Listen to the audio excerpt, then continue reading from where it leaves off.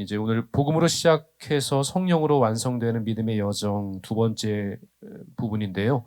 오늘 9번 타이틀부터 좀 살펴보려고 합니다. 9번은 바로 이제 한 사람 예수 그리스도의 은혜라고 해서 로마서 5장 12절로 21절까지의 말씀에 대한 부분들을 또 요약한 부분들을 한번 같이 살펴보려고 합니다.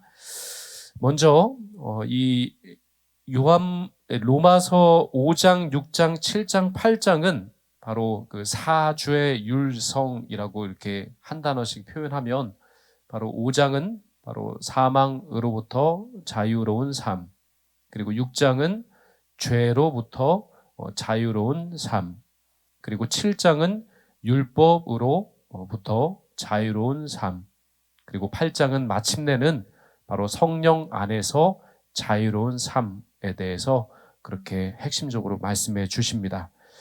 그 중에서 바로 이 9번 한 사람 예수 그리스도의 은혜, 그것은 바로 사망으로부터 우리들이 어떻게 자유로운 삶을 살게 되었는지를 그렇게 집약적으로 말씀해 주십니다.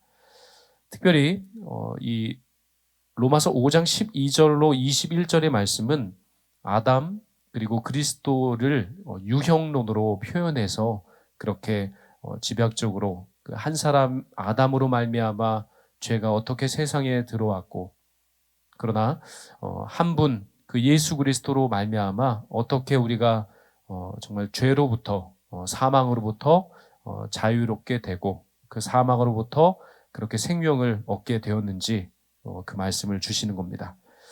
그 첫 번째 보시면 이제 한 사람이라고 해서 괄호 하나가 있죠. 거기가 누구죠?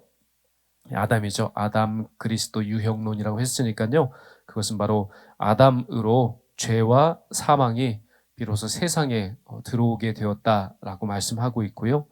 반대로 그렇게 한 사람 아담으로 말미암아 죄가 세상에 들어왔지만은 그러나 한 사람 바로 한 분 그 괄호 하나가 더 있죠. 누구시죠?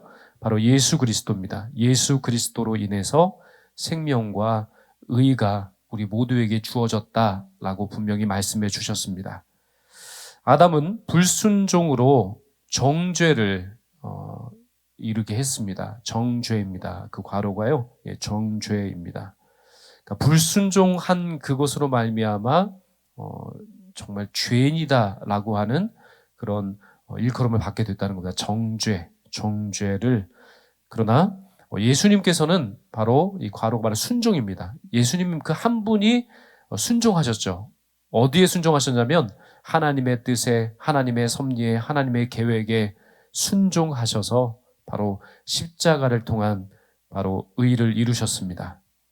바로 순종으로 의롭다 하심을 이루셨던 것이죠. 그리고 그 다음 괄호가 바로 율법입니다. 율법. 그러니까 율법은 나중에 이제 7장 내용에 보시면 율법은 선하고 의롭고 정말 귀한 것이지만 그것이 한계가 있는 것입니다. 거기에 괄호가 이제 율법인데요. 율법은 죄를 드러내지만 반대로 은혜, 바로 은혜는 죄보다 더 큰 능력으로 우리의 삶 가운데 역사해 주신다는 겁니다. 그러니까 율법은 선하고 정말 의로운 것이지만 그것에 한계가 있고 부족함이 있지만은 그러나 은혜는 죄보다 더 큰 역사로 우리의 삶을 이끄시고 또한 함께 해주신다라고 하셨습니다. 그래서 아담 안의 인간은 어디에 속해 있냐면 사망. 그래서 이 죽음으로부터 이 사망으로부터 자유함에 있어서 특별히 아담 안에 속한 사람은 사망입니다. 사망. 죽을 수밖에 없는 것이죠. 죄인이기 때문에 죄의 싹은 사망입니다. 그래서 아담에 속한 사람은 죽을 수밖에 없는 겁니다. 그래서 사망에 속하나 그러나 그리스도 안에 있는 성도는 어디에 속한다고요? 생명에 속한다고 하는 겁니다. 아담 안에 속하면 우리가 사망에 이르지만은 그러나 그리스도 예수 안에 속한 성도는 생명에 속하는 그런 삶을 비로소 살아갈 수 있게 된다 말씀하셨습니다.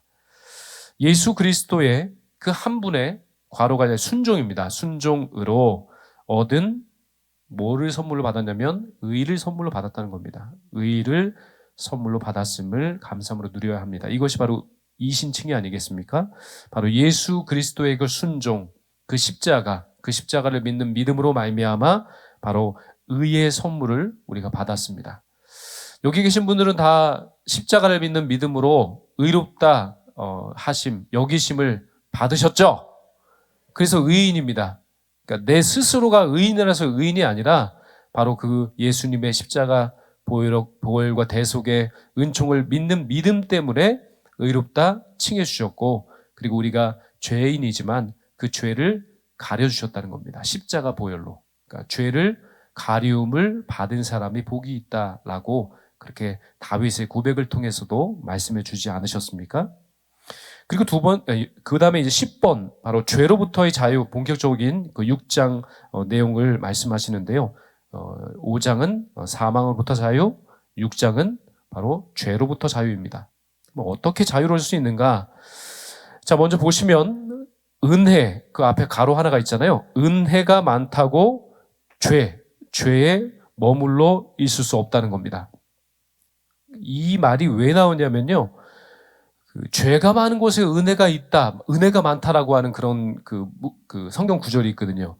그런데 그렇다고 해서 은혜가 죄가 많은 자리에 많다고 한다고 하더라도 우리가 그 은혜가 많다고 죄에 머물 수 있겠는가? 그럴 수 없다. 결코 그럴 수 없다라고 6장은 말씀하셨습니다.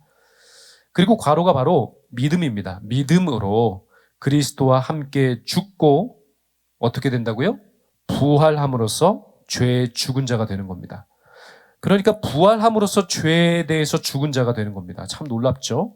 우리가 정말로 죄에 대해서는 죽고 의에 대해서 예수님처럼 부활하게 될 때 이제는 죄에 속한 인생이 아니라 죄로부터 죄에 대해서 죽은 자로 다시 부활하는 은혜를 체험할 수 있다라고 말씀하는 겁니다. 그래서 이제는 새 생명 가운데 살아가는 그런 새로운 삶이 시작되는 겁니다. 그래서 그 괄호가 이제 죄의 지배입니다. 죄의 지배가 아닌 바로 은혜의 통치가 비로소 시작되게 될 것이다 라고 하신 말씀이고요.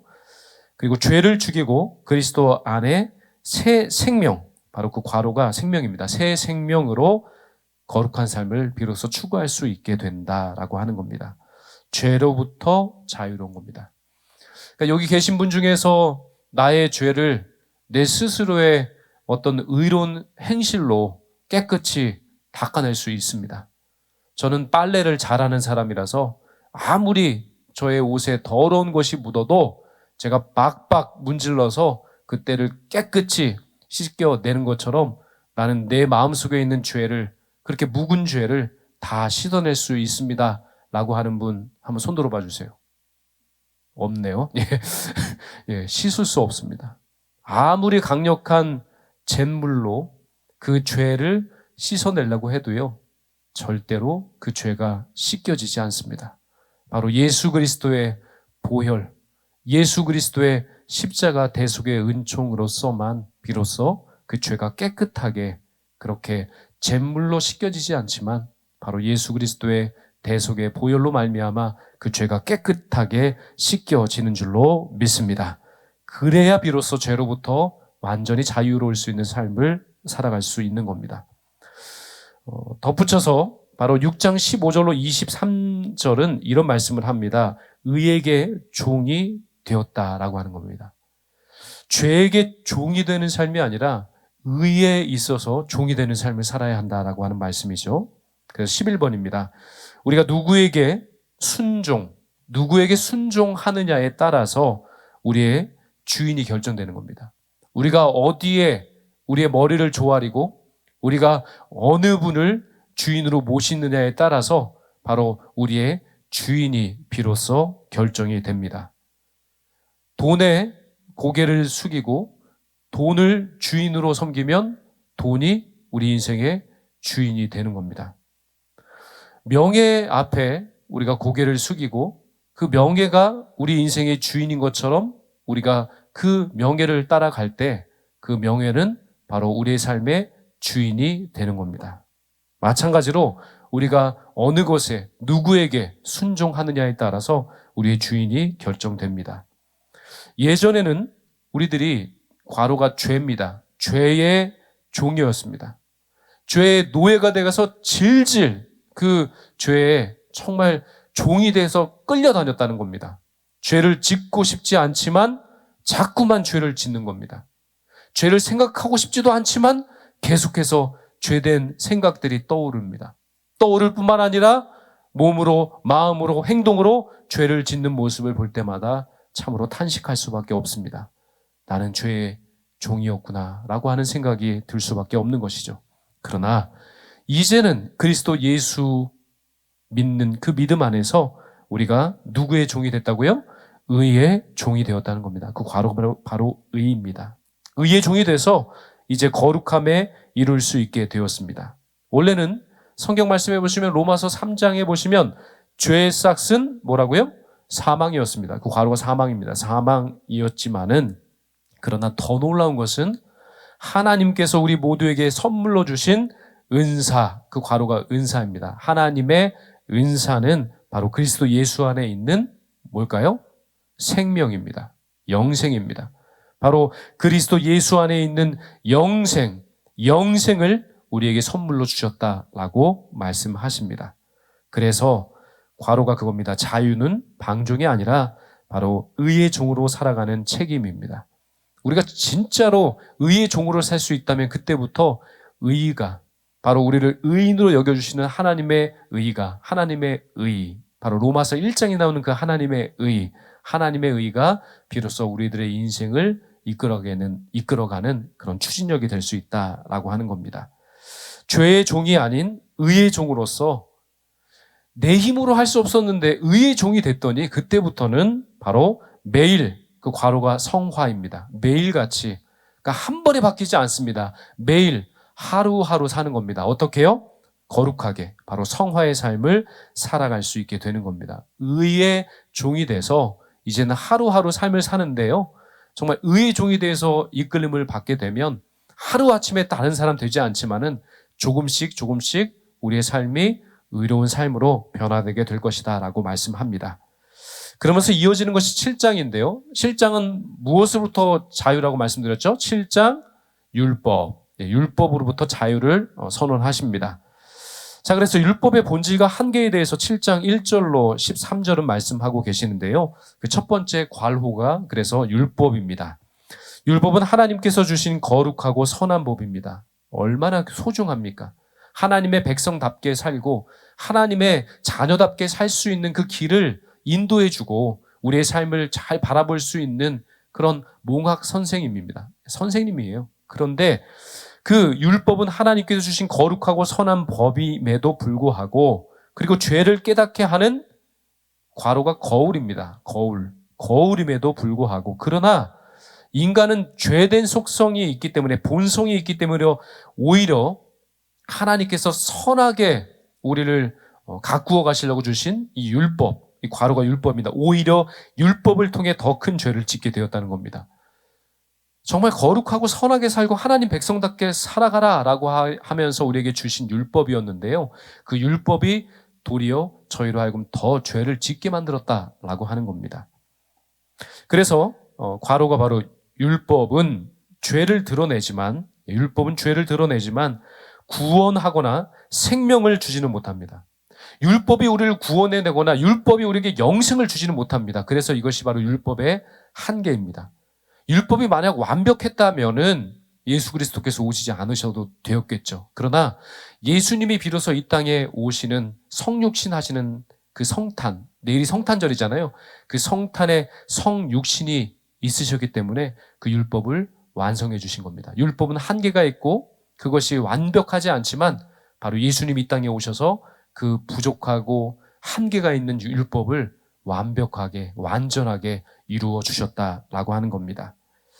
그래서 괄호가 율법은 바로 인간을 정죄하기 위한 것이 아니라 그리스도 예수께 바로 성육신하신 예수님께 인도하기 위한 안내자 즉 몽학 선생님이다 라고 말씀하고 있습니다. 자, 율법은 악이 아니라 인간의 죄성이 문제입니다. 그 괄호가 바로 인간의 죄성이 문제라는 겁니다. 율법은 선하고 의롭고 정말로 거룩하지만 참 우리에게 유익하지만 그러나 인간이 죄인이기 때문에 죄성 때문에 그 죄의 문제 때문에 율법의 선한 의도대로 그 율법의 역사가 우리의 삶에 일어나지 아니하였다라고 하는 말씀입니다. 성도는 율법의 요구를 행함으로써 의를 얻으려 하지 말고, 그래서 그리스도의 괄호가 은혜입니다. 은혜. 그리스도의 은혜 아래에서 율법의 참된 목적인 사랑과 순종을 이루어가는데 힘을 기울여야 합니다. 그렇게 될 때 비로소 율법으로부터 자유로운 진짜 자유의 삶을 살 수 있게 되는 겁니다. 그런데요, 이렇게 율법의 마침이 되시고 완성이 되신 예수 그리스도 안에서 이 율법의 그 선 기능들이 다 아름답게 이루어지지만은, 그러나 우리가 죄인이잖아요. 우리가 부족하잖아요. 죄를 짓잖아요. 그러다 보니 우리가 내적으로 싸우고 있다는 겁니다. 내적으로 갈등을 하고 있다는 겁니다. 그것이 바로 7장 14절로 25절의 그 내적인 갈등입니다. 바울 사도께서는 자신의 내면에서 이 하나님의 법을 따르고 싶은 마음과 그리고 육신의 그 죄된 본성 사이에 끊임없이 뭐가 있다고요? 갈등이 있다고 하는 것을 고백합니다. 갈등이 있다는 겁니다. 여기 계신 분 중에 그 갈등이 없어서 나는 진짜 자유합니다라고 하시는 분이 혹여나 있으세요? 있으시면 참 다행입니다. 그러나 이 갈등이요, 우리가 하나님 나라 천국에 이를 때까지 이 갈등이 계속된다는 겁니다. 우리가 물론 율법으로부터 자유한 인생이 되었지만, 그러나 바로 우리의 죄된 본성과 그리고 하나님의 법을 따르려고 하는 그 삶의 믿음, 그것이 늘 대치하면서 갈등을 겪고 있다는 겁니다. 자, 율법은 신령하지만 인간은 육신에 속하여 죄 아래 팔려 있다는 겁니다. 우리가 이 세상을 사는 동안에는 죄로부터 자유하지만은 죄로부터 완전히 깨끗해질 수는 없습니다. 정말 머리끝부터 발끝까지 성령 세례 받아서 깨끗해졌지만은, 그러나 우리가 발을 딛고 사는 이 세상은 죄로 물들어 있지 않습니까? 그러니 매일 하루의 삶을 살며 사람들과 만나고 대화하고 일을 하고 또한 많은 그런 발걸음이 닿는 곳곳마다 정말 죄의 영향력으로부터 자유로울 수 없어서 계속해서 죄를 짓게 된다는 겁니다. 그래서 예수님께서도 그 세족식을 행하실 때 목욕은 시켜주지 아니하셔도 그래도 발은 씻어 주셨지 않습니까? 그 제자들의 발을 씻어 주신 것처럼 우리가 이 세상에 살아가는 바로 우리가 날마다 죄에 대해서 하나님 앞에 회개하고 하나님 앞에 거룩해져야 하는 그런 삶을 살아야 한다라고 하는 말씀입니다. 바울 사도께서는 그 인간의 이중적, 여기 괄호 하나가 있죠. 이게 좀 어려운 말인데요. 이중적 실존입니다. 이것은 뭐냐면 우리가 중생에 속한 사람, 머리끝부터 발끝까지 성령 세례, 불 세례, 물 세례 받아서 깨끗해졌습니다. 중생하였습니다. 거듭났습니다. 그러나 그럼에도 불구하고 우리가 지금 어디 살고 있다고요? 이 땅을 받고 살잖아요. 그렇죠? 깨끗하세요 항상? 깨끗하세요? 죄 안 지으세요? 죄 안 지으세요? 죄 짓죠. 죄 늘 지고 삽니다. 그래서 바로 이 죄된 육신, 중생한 이 거듭난 속사람이 늘 싸운다는 겁니다. 그러지 말았어야 되는데, 그때 좀 참았어야 되는데, 그때 욱해가지고 그냥 내가 말로 죄 지었어. 또 하나님 정말로 원하시는 삶을 살겠노라고 오늘 아침에도 다짐하고 나왔는데 또 그 은혜를 쏟아버렸어 라고 할 때가 얼마나 많습니까? 결단한 대로 살지 못할 때가 참 많아서, 그래서 정말 이 이중적인 실존 앞에서 늘 엎드러지고 그리고 좌절하고 그리고 한탄해합니다. 참된 성도는 자신 안에 죄, 괄호가 한 단어입니다. 죄를 인식하며 이 죄를 깨달으니까요 늘 탄식이 나옵니다. 그렇게 탄식함으로 절망에 끝나지 않고 예수 그리스도로 말미암아 감사의 고백을 드리며 나갈 수 있다는 겁니다. 나는 안 되지만, 나는 죄로부터 자유로울 수 없지만은 성도는 그 죄로 말미암아 좌절하는 인생이 아니라 그때마다 무엇을 바라본다고요? 바로 십자가입니다. 그 괄호가 바로 십자가입니다. 십자가를 바라보며 그 은혜를 의지해야 합니다. 바울 사도의 그 탄식이 나오잖아요. 오호라 나는 곤고한 사람이로다. 이 로마서 7장 25절에 바울 사도의 이 탄식, 그 탄식은 절망이 아니라 바로 하나님의 은혜의 역사를 다시금 붙들게 하는 신앙의 시작이라고 할 수 있습니다. 이 내적 싸움 가운데서 십자가를 끝까지 부여잡으면서 오라 나는 공고한 사람이로다. 나는 왜 이렇게 또 죄를 짓는가? 왜 나는 이렇게 못났는가? 왜 나는 이렇게 죄인처럼 행할 수밖에 없고 선택할 수밖에 없는가? 라고 탄식하지만은 그러나 그것이 끝이 아니고 망하는 인생이 아니라 오라 공고한 사람이로다 라고 고백하면서 이제는 고개를 들어서 그 십자가를 바라본다는 겁니다. 바로 예수 그리스도를 바라본다는 겁니다. 그것이 바로 신앙의 여정의 시작이 된다라고 말씀하셨습니다. 그리고 나서 정말로 위대한 역사는 바로 성령님 안에서 이제 이루어지게 되는데요. 바로 그 14번에 성령 안에서의 새로운 삶, 즉 8장의 핵심 그 내용이 바로 성령 안에서의 자유로운 삶이지 않습니까? 그래서 바로 성령 안에서의 자유를 선포하십니다. 그리스도 예수 안에 있는 자에게는 결코 무엇이 없다고요? 정죄함이 없다라고 8장 1절 나와 있지 않습니까? 정죄함이 없습니다. 그래서 괄호가 율법은 죄와 사망의 법 아래 사람을 묶어두지만 율법의 한계입니다. 그것이. 그러니까 자책하게 하고 정죄하고 우리가 그곳에 정말 묶여서 더 이상 앞으로 나가지도 못하고 뒤로도 후퇴하지도 못하게 하게끔 그렇게 묶어놓지만은 그러나 바로 8장에 나오는 성령님, 바로 괄호가 성령의 법은 죄와 사망의 권세로부터 우리를 해방시켜줍니다. 해방시켜준다는 겁니다. 바로 성령님은 우리를 해방케 하시는 자유의 영이시기 때문에 그렇습니다.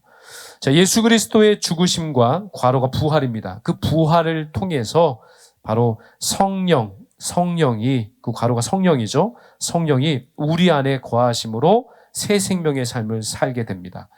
성령님이 우리 안에 거하신다라고 하는 그 말이 바로 내주하신다는 말입니다. 내주하신다. 성령께서 우리를 떠나지 않으셔요. 그 성령께서 우리 안에 거하신다, 성령께서 내주해 주시면요, 그러면 실제로 내적으로 조명도 해주시는 거예요. 성경 말씀을 매일의 삶 가운데 읽어도 왜 깨달음이 없겠습니까? 깨달음이 없는 이유는요, 성령이 내주하시면서 말씀을 읽고 묵상할 때마다, 그 말씀을 암송할 때마다, 그 말씀을 마음으로 받을 때마다 그 성령께서 내적 조명이라고 합니다. 마치 우리의 속마음에 그 깨달음의 빛을 비추어 주실 때 그 말씀이 알게 되는 거예요. 그 말씀이 깨달아지는 거예요. 그 말씀이 내 말씀으로 받아지게 되는 것이죠. 바로 성령이 내주하시고 성령께서 내적 조명을 비추어 주실 때 우리가 진정으로 참 자유함을, 은혜를 만끽하게 될 수 있다라고 하는 겁니다. 그렇게 될 때 실제로 괄호가 율법입니다. 율법 중심의 신앙에서 비로소 벗어나서 이제는 성령 중심의 신앙으로 전환될 수 있는 그 놀라운 은혜가 시작되는 겁니다. 성령은 죄 지배에서 벗어나도록 도와준다는 겁니다. 우리가 얼마나 죄에 정말 묶여 사는지 모릅니다. 죄로부터 자유하지 못해서 얼마나 바둥거리는지 모릅니다. 그러나 성령께서는 바로 죄의 지배로부터 우리를 자유롭게 해방시켜 주시고 죄의 그 속박으로부터 우리의 손을 붙잡아 주셔서 건져 주시는 겁니다. 늪에 빠져 보셨어요? 늪에 빠지면요, 혼자 나올 수가 없습니다. 거기서 발부동 거리면 거릴수록 그렇게 더 늪에 깊이 빠지게 되는 것처럼 그 죄의 늪에 빠진 인간은요, 스스로 힘으로 나올 수 없지만 바로 성령께서 우리를 붙잡아 주셔서 건져 주실 때 진짜 죄로부터 자유로운 인생이 될 수 있다라고 하는 말씀입니다. 그래서 성도는 죄의 유혹을 이길 힘이 자신에게 있지 않고 내가 죄를 이길 수 없습니다. 죄가 바로 죄를 극복할 수 있는 힘이 내게는 없습니다라고 하는 것을 인정하고요. 그리고 나서 오직 누구의 도우심으로 가능하다고 선포하면 된다고요? 성령의 도우심으로만 가능합니다라고 하는 것을 선포하면 됩니다. 기억해내면 됩니다. 그러면서 날마다 성령을 따라 행하며 그렇게 육신이 아니라 영, 즉 성령을 따라 사는 삶을 실천하게 될 때 성령 안에서 자유로운 삶이 무엇인지를 비로소 알 수 있게 될 것이다 말씀하셨습니다. 더 놀라운 것은요, 이렇게 성령 안에서 자유를 누리는 이 삶은요, 바로 8장 18절로 30절에 말씀하시는 것처럼 고난 중에도 그 그리스도의 빛난 영광을 바라볼 수 있는 소망을 얻게 된다라고 말씀하셨습니다. 그렇게 될 때 소망이 부끄럽지 않은 겁니다. 우리에게 품게 하여 주신 그 소망이 부끄럽지 않은 이유는 바로 성령께서 우리와 함께 하시고 우리를 소망의 자리로 그 항구로 이끌어 주시기 때문입니다. 그래서 그 내용을 보시면 현재의 괄호가 뭐죠? 고난입니다. 고난. 그 고난은 장차 나타날 영광, 너무 잘하시네요. 거의 100점입니다. 영광과 비교가 되지가 않습니다. 특별히 그 괄호가 피조물입니다. 피조물은 허무한 데 굴복하였으나 하나님의 자녀들이 나타나기를 고대하고 있다라고 합니다. 바로 피조물의 탄식을 얘기했고요. 더 놀라운 것은 괄호가 바로 성령께서입니다. 성령. 그러니까 피조물도 바로 하나님의 자녀들이 다시 나타날 것을 고대하고 있지만은, 탄식하고 있지만은 성령께서도 우리의 연약함을 도우시며 하나님의 뜻대로 간구하신다는 겁니다. 그리고 바로 성령께서 말할 수 없는 탄식하심으로 성령도 우리를 위해서 간구하실 때 탄식을 하신다는 거예요. 그래서 때로는 우리가 죄를 짓고 때로는 하나님의 마음에 합하지 못한 행동을 할 때 우리의 마음 가운데 좀 그 마음이 아리는 듯한 그런 느낌 안 오세요? 안 오시는구나. 예, 아주 그냥 안 오세요? 오세요? 안 오세요? 아이고 그냥 화인을 맞으시면은 이게 안 와요. 아주 마음이 죄를 지어도 이게 아린 마음이 생기지 않습니다. 그러나 성령께서 내주하시고 우리의 삶을 죄로부터 건져주시는 그 역사로 함께해 주신다면요, 성령께서 탄식하신다고 하셨습니다. 우리가 죄에 속할 때, 죄의 길로 걸어가게 될 때, 참 하나님 기쁘시지 아니하는 그런 삶의 선택을 하며 걸어가게 될 때 성령께서 탄식하시기 때문에 우리의 마음속이 아립니다. 그것을 알게 되실 것입니다. 그러면 그때는 그 길로 가서는 안 되는 것이고요. 그렇게 행해서는 안 되는 겁니다. 그러면 나도 죽고요. 성령께서도 정말 눈물로 탄식하시는 수밖에 없는 겁니다. 놀라운 것은 바로 성령께서 우리를 위해서 친히 간구하시고 탄식해 주실 때 바로 하나님은 미리 아신 자들 부르시고 의롭게 하시며 결국에는 영화롭게 하신다고 하셨습니다. 이 단어가 굉장히 중요한 단어입니다. 우리가 정말 나중에 하나님께서 부르셔서 정말 저 천국 이르는 그 천국 문에 다다랐을 때 그 천국 문이 활짝 열려서 정말 영광스러운 그 영광의 빛을 바라보게 될 때 영화로움으로 우리가 들어가게 될 것이다라고 계시록과 수많은 성경에 기록하고 있거든요. 우리가 정말 그 영화로움을 바라보고 그 영화로움을 정말 기대하면서 성령과 함께 또한 승리하는 삶을 살아야 합니다. 고난은 하나님의 주권적인 섭리 안에 있으며 믿는 자의 삶에는 무엇이 없다고요? 우연이 없습니다. 그 우연이야. 그거 어떻게 잘 맞아떨어진 거야. 그거 그냥 그렇게 된 거야. 우연이 된 거야 라고 이야기합니다. 믿지 않는 사람들은 우연이라 이야기하지만 하나님께는 우연이 없어요. 하나님은 정확하십니다. 하나님은 전지전능하십니다. 하나님은 무소부재하신 분이십니다. 절대로 우연이란 하나님께는 있을 수가 없습니다. 기적은 있을 수 있습니다. 섭리는 있을 수 있습니다. 능력의 역사는 있을 수 있지만 하나님께는 우연이란 있을 수 없습니다. 그래서 합력하여 선을 이룬다 하신 말씀은 바로 그 성령님을 통해서 성도를 그리스도의 형상으로 그렇게 빚어가는 계획, 그 섭리로 우리의 삶을 이끌어 주신다는 것이죠. 그래서 고난의 순간에도 낙심하지 아니할 수 있는 그것은 바로 하나님의 뜻과 섭리를 신뢰하기 때문입니다. 그 괄호가 바로 하나님의 뜻과 섭리입니다. 자, 실패와 눈물의 자리에서도 성령님의 도우심으로 성령님은 우리의 삶에 무엇을 이루어 주신다고요? 바로 선을 이루어 주시는 하나님이신 줄로 믿습니다. 그리고 몇 가지를 말씀드렸습니다. 그것이 바로 구원의 서정이라고 했습니다. 구원에 이르는 그런 모든 과정들을 일컬어서 구원의 서정이라고 합니다. 수많은 기독교의 핵심적인 그 철학을 연구했던 수많은 교부들, 그리고 우리가 믿고 있는 그 성경 말씀의 기초적인 그 원리를 연구했던 수많은 사람들이 핵심적인 부분, 어떻게 구원받은 사람은 구원의 여정을 구원의 여행을, 구원의 그 길들을 걸어갈 수 있는가라고 하는 것을 철저히 고민하고 기도하면서 이 결론에 다다른 겁니다. 구원의 서정의 첫 번째, 바로 구원할 사람을 하나님께서 선택하셨다는 겁니다. 그래서 그 괄호가 예정입니다. 그 맨 앞에 있죠? 거기 비어 있잖아요. 그것이 예정입니다. 주님은 예정하셨다는 거예요. 구원할 사람을 선택하셔서 예정하셨다는 겁니다. 이게 복인 겁니다. 구원받을 사람을 선택하셨다는 겁니다. 예정 사상입니다. 그러면 지옥 갈 사람도 선택하신 건가요? 예정. 거기에 대해서 우리가 가타부타 할 수가 없습니다. 그것은 주님의 선택이요, 주님의 뜻이기 때문입니다. 그러나 우리는 이렇게 정말 구원받은 예정된 사람으로서, 예정된 구원받은 하나님의 사람으로서 하나님께서 선택해 주셨고, 그리고 영화롭게 하시는 삶에 이르기까지 끝까지 이루어주신다는 것이죠. 그 두 번째가 바로 부르심입니다. 바로 우리 모든요, 각자 하나님께서 소명하셨습니다. 불러주셨다는 겁니다. 하나님의 자녀로 불러주시고, 사명자로 불러주시고, 교회를 섬기라고 바로 교회 성도로서 우리 한 사람 한 사람들을 불러주셨다라고 말씀합니다. 그 다음이 바로 불러주시고 나서 우리를 성도로 거듭나게 하신다는 겁니다. 그것이 바로 중생입니다. 중생. 바로 거듭나게 하심. 영적으로 다시 태어나게 하신다. 요한복음 3장에 나오는 니고데모와의 그 대화, 바로 중생입니다. 깨끗하게 씻겨지고 다시 태어나는 것이죠. 바로 새 사람 되는 겁니다. 영적으로 새 사람 되어 태어나는 것, 중생, 거듭남입니다. 그리고 나서 놀라운 것은요, 회심의 역사가 있습니다.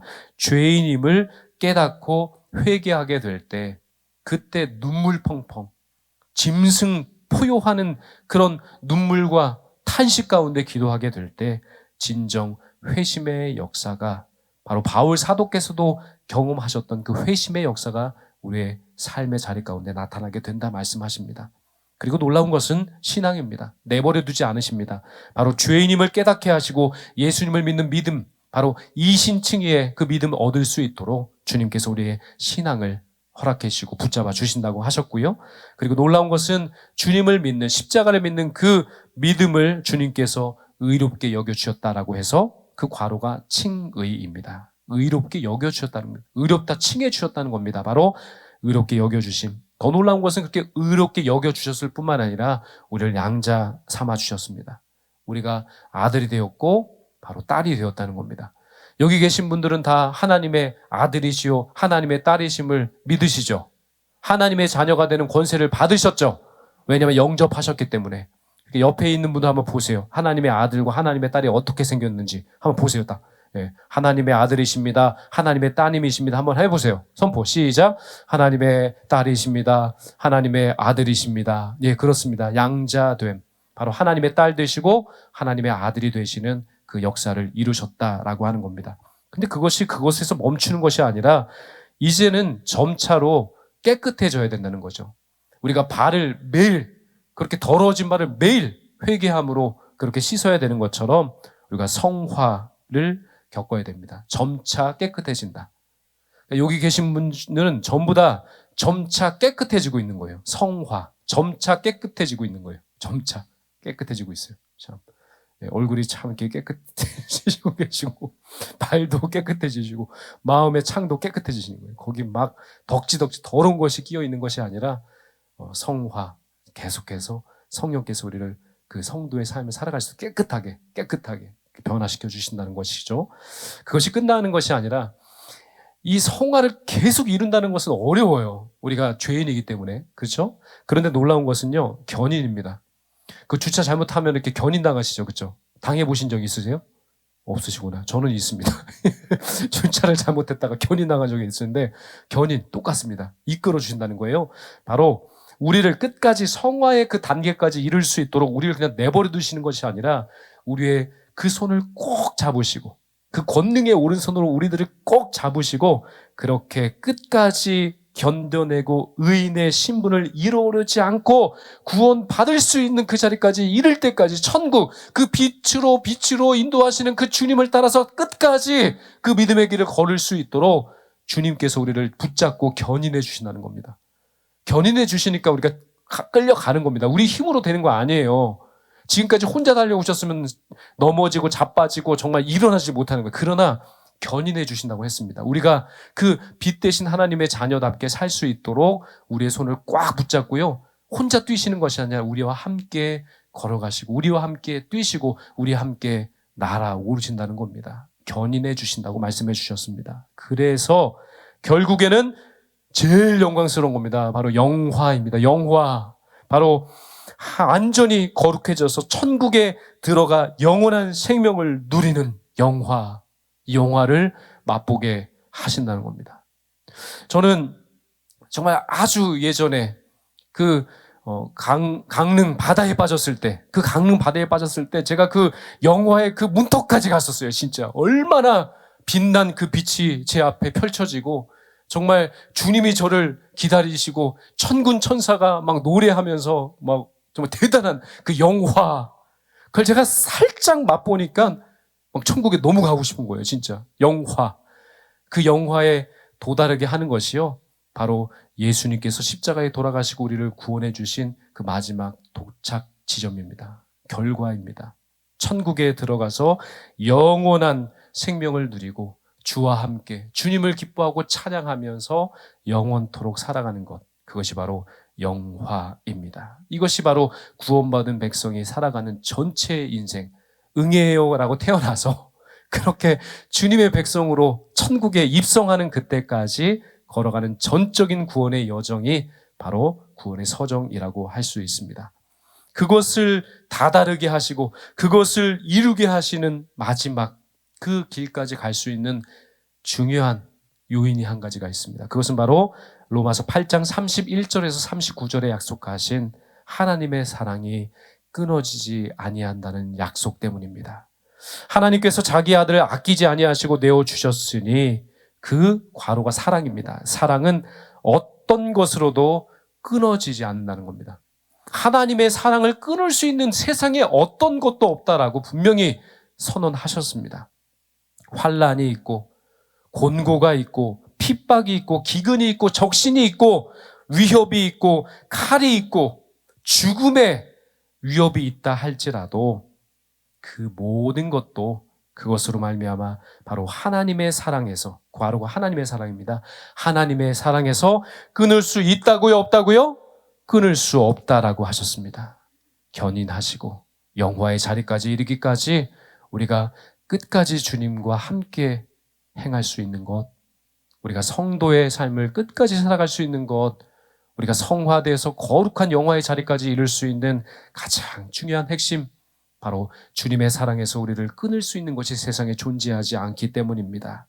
그리스도 예수 안에서 이김은 주시는 그 사랑으로 우리의 인생을, 괄호가 승리입니다, 승리하게 해 주신다는 겁니다. 이 바울 신학의 정점은 그래서 하나님의 괄호 불변하는 괄호 사랑입니다. 하나님의 불변하시는 그 사랑, 그 사랑이 우리로 이기게 하시는 겁니다. 놀라운 것은 그 세 가지 단어입니다. 칭의, 성화, 영화, 이 모든 것은 바로 우리로 끊어지지 아니하는 하나님의 사랑, 그 사랑의 연속적인 그 기적이고 역사임을 기억해야 합니다. 성도는 세상의 어떤 상황에서도 하나님의 무엇을? 사랑을 의심해서는 안 되고요. 의심할 수도 없습니다. 워낙 그 사랑이 놀랍고 끊어지지 아니하는 사랑이요, 우리가 저 천국에 이르는 그 문에 다다라고 그 문을 열어주시는 그 힘도 바로 이 예수 그리스도의 사랑이기 때문에 그렇습니다. 영원한 사랑, 변하지 않는 이 사랑, 그 사랑이 오셨습니다. 그 사랑이 바로 내일 성탄절이잖아요. 그 영원한 사랑, 끊어지지 않는 사랑, 그 사랑이 바로 육신을 입고 이 땅에 오신 날이 바로 성탄절입니다. 그러니까 기뻐요, 안 기뻐요? 그래서 우리가 메리 크리스마스라고 서로가 서로를 격려하며 인사할 수 있게 되는 것이죠. 자, 그런 의미에서 이제 내일이 성탄절이지만 우리는 미리 크리스마스, 메리 크리스마스를 외칠 수 있는 그런 은혜가 있는 겁니다. 그래서 우리 옆에 계신 분들과 미리 이렇게 메리 크리스마스를 먼저 인사하며 선포하도록 하겠습니다. 같이 인사하겠습니다. 메리 크리스마스, 메리 크리스마스, 메리 크리스마스. 맞습니다. 주님께서 이 땅에 성육신 하신 이 성탄은요, 그래서 우리에게 의미가 있고 그것이 능력이 되고 우리의 삶을 구원으로 이루는 그 서정을 완성하게 하는 힘이요 능력이 되는 줄로 믿습니다.